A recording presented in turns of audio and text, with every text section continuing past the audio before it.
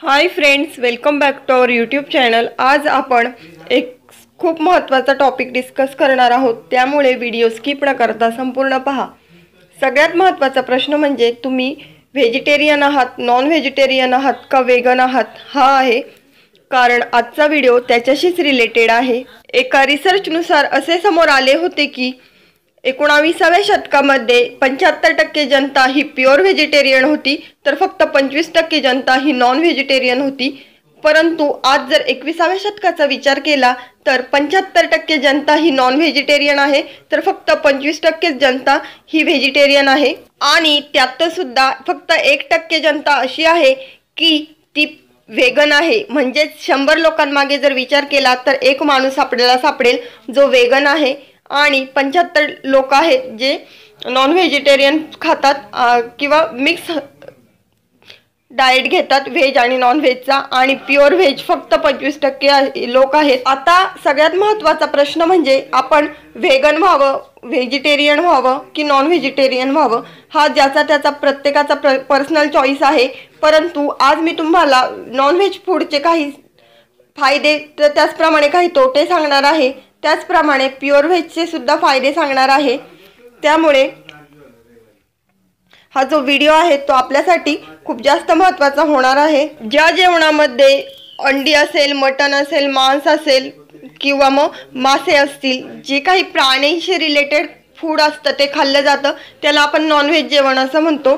तर ज्या जेवणामध्ये फक्त फ्रूट्स असतील किंवा मग भाज्या असतील, धान्य कडधान्य असतील ते खाल्लं जातं, त्याला आपण प्युअर व्हेज जेवण म्हणतो। आणि त्यातही जर वेगनचा विचार केला तर दुग्धजन्य पदार्थ असेल, मध असेल की अंडे असतील, जे आपण वेगनमध्ये घेत नाही किंवा निषिद्ध मानतो। वेगन फूडचा अर्थ हाच होतो की प्राण्यांपासून मिळालेले पदार्थ सुद्धा वर्ज्य आहेत। म्हणजेच आपल्याला माहित असेल की गायीपासून भेटलेलं दूध असेल, त्याच दुधाचे आपण वेगवेगळे पदार्थ बनवतो, किंवा मधमाशांपासून आपल्याला मध भेटतं, किंवा कोंबडीपासून अंडे भेटतात। त्यामुळे हे सगळं आपण त्या वेगन लोक ते घेणं टाळतात। आता सगळ्यात महत्त्वाची गोष्ट म्हणजे खूप सारे लोक हाय प्रोटीन्सच्या नावाखाली नॉनव्हेज फूड प्रेफर करतात। म्हणजेच काय, आपल्याला माहीतच असेल की आपल्या नॉर्मल ह्युमन बिंगचा विचार केला तर प्रत्येक माणसाला 1 किलो मागे 0.8 ग्रॅम इतकं आपल्याला प्रोटीन हवं असतं। म्हणजेच एक 60 किलो वजनाचा माणूस घेतला तर मिनिमम 90 ग्रॅम इतकं प्रोटीन आपल्या शरीरात रोजच्या रोज गेलं पाहिजे, जे की आपल्या व्हेजिटेरियन फूडमधनं मिळत नाही। म्हणून खूप सारे लोक नॉनव्हेज प्रेफर करतात। परंतु ह्या नॉनव्हेजचा जर जास्त प्रमाणामध्ये वापर झाला किंवा खूप जास्त प्रमाणात खाल्लं गेलं तर आपल्याला यापासून खूप जास्त साईड इफेक्ट जाणवतील। आणि त्यातील सगळ्यात महत्त्वाचा म्हणजे जे काही प्रोसेस केलेलं मीठ असतं किंवा ज्याला मटण म्हटलं जातं, आजकाल बाजारामध्ये प्रोसेस्ड केलेलंच मीठ आपल्याला अवेलेबल असतं, आणि त्यामुळे आपल्याला कॅन्सर असेल किंवा हार्ट डिसीज असतील यांना सामोरं जावं लागतं। त्यामुळे हे फूड खाणं प्रामुख्याने टाळायचं आहे। किंवा जर तुम्हाला खायचंच असेल तर आठवड्यातनं एकदा आणि फार तर 2दा तुम्ही खाऊ शकता, जेणेकरून आपल्या शरीराला त्याचा जास्तीचा त्रास होणार नाहीये। परंतु खूप सारे लोक असे असतात की आठवड्यातनं जास्ती वेळात तर नॉनव्हेजच फूड खातात, आणि मग अशा नको असलेल्या आजारांना तोंड द्यावे लागते। त्याचप्रमाणे अशी देखील मान्यता आहे की आपण काय खातो याच्यावरनं आपला स्वभाव ठरत असतो। कारण असं म्हणलं जातं की आपल्याला जे आपण जेवण घेत असतो ते फक्त आपलं पोट भरण्यासाठी नाही, तर आपला जो काही पीस ऑफ माइंड आहे किंवा जी मेंदूची विचार करण्याची क्षमता आहे तिच्याशी रिलेटेड असतो। म्हणजे तुम्ही खूपदा असं ऐकलं असेल की जर नॉनव्हेज खाणारी व्यक्ती असेल तर ती जास्त चिडखोर असते किंवा खूप जास्त रागिष्ट स्वभावाची असते। आणि यावरूनच आपल्याला माहीत असेल की सात्विक, राजसिक आणि तामसिक असे प्रकार पडतात।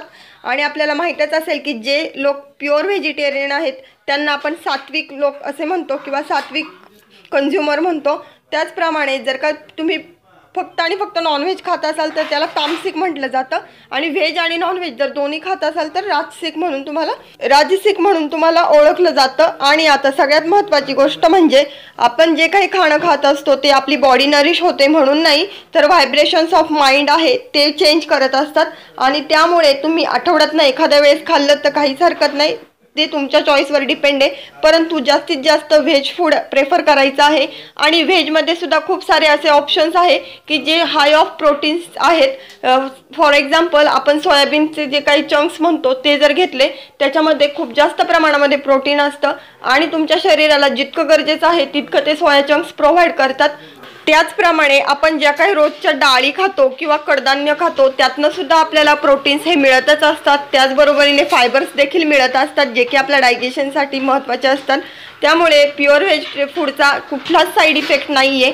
आणि सगळ्यात महत्त्वाची गोष्ट म्हणजे आणि जे लोक देवाला मानतात त्यांना माहीतच असेल की श्री भगवद्गीता हा असा एक ग्रंथ आहे की ज्याच्यामध्ये जगातील कुठल्याच प्रश्नाचं उत्तर नाही असं नाही. तुम्हाला कुठलाही प्रश्न पडू द्या जगाच्या पाठीवर त्याचं उत्तर तुम्हाला भगवद्गीतेत भेटेलच. आणि याच भगवद्गीतेच्या 17व्या अध्यायामध्ये 10वी ओवी आहे किंवा ओळ आहे ती अशी आहे की यात याम गतरसम पुती पर्युषितम चयत उच्छिष्टमपि चामेध्यम भोजनम तामस प्रियम. याचा अर्थ असा होतो की 3 तासांपेक्षा अधिक काळापूर्वी शिजवलेले अन्न, बेचव, नासलेले, दुर्गंधीयुक्त, उष्टे आणि अपवित्र पदार्थांपासून बनवलेले अन्न हे तमोगुणी लोकांसाठी प्रिय असते.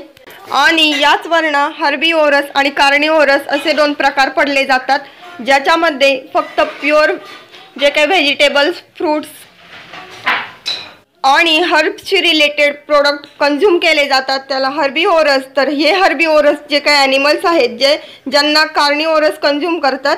आणि ह्याच वर्ण आपली अन्नसाखळी तयार होते. आणि जर अन्नसाखळीचा विचार केला तर ज्यावेळेस आपण व्हेजिटेबल्स, फ्रूट्स किंवा जे काही हर्ब्स आहेत त्याच्याशी रिलेटेड जर का आपला आहार घेतला तर आपल्याला त्यातनं 100% एनर्जी भेटत असते. परंतु जर का आपण नॉन व्हेजिटेरियन फूड प्रेफर केलं तर ऑलरेडी 100% एनर्जी ती त्या ॲनिमलने कंझ्युम केलेली असते आणि ज्यावेळेस ती आपल्याकडे येणार असते ती फक्त 50% येते. म्हणजे आपण जरी प्रोटीनच्या नावाखाली मीठ किंवा मासे खात असू तरी त्यातनं आपल्याला जे काही एनर्जी गेन आहे तो पूर्ण भेटणार नाही आहे, तो निम्माच भेटणार आहे. जर हा व्हिडिओ तुम्ही संपूर्ण विचारपूर्वक ऐकला असेल तर एक गोष्ट नक्की लक्षात येईल की केव्हाही नॉन व्हेजिटेरियन फूडपेक्षा व्हेजिटेरियन फूड हे नेहमीच फायद्याचं ठरणार आहे. परंतु ज्याचा त्याचा चॉईस आहे, ज्याला काय खायचं, व्हेज खायचं, वेगन खायचं की नॉन व्हेजिटेरियन खायचं, हा ज्याचा त्याचा पर्सनल चॉईस आहे. परंतु व्हेजिटेबल फूड आणि त्याचबरोबरीने दुधाचा विचार केला तर गाईचं दूध किंवा शेळीचं दूध जे आपल्या पचनासाठी हलकंच आहे परंतु ते तितकंच पोषक आहे. जर म्हशीचं दुधाचा विचार केला तर ते पचायला जड असतं. त्याचप्रमाणे त्यातली पोषण तत्वे आहेत ती इतकी गरजेची नसतात जितके गाईच्या दुधामध्ये असतात. आणि म्हणूनच म्हटलं जातं की गाईचं दूध जसं गाई चपळ असते तसंच गाईचं दूध पिणारे लोक सुद्धा चपळ असतात. आणि म्हणजेच आपण म्हणतो की आपण काय खातो पितो याच्यावर आपला स्वभाव ठरत असतो. आमचा आजचा व्हिडिओ कसा वाटला हे कमेंट करून सांगायला विसरू नका. व्हिडिओ आवडला असेल तर जास्तीत जास्त लाईक आणि शेअर करा आणि चॅनल आवडलं असेल तर सबस्क्राईब नक्की करा. पुन्हा भेटूया नवीन अशा इंटरेस्टिंग व्हिडिओमध्ये. तोपर्यंत good bye and take care.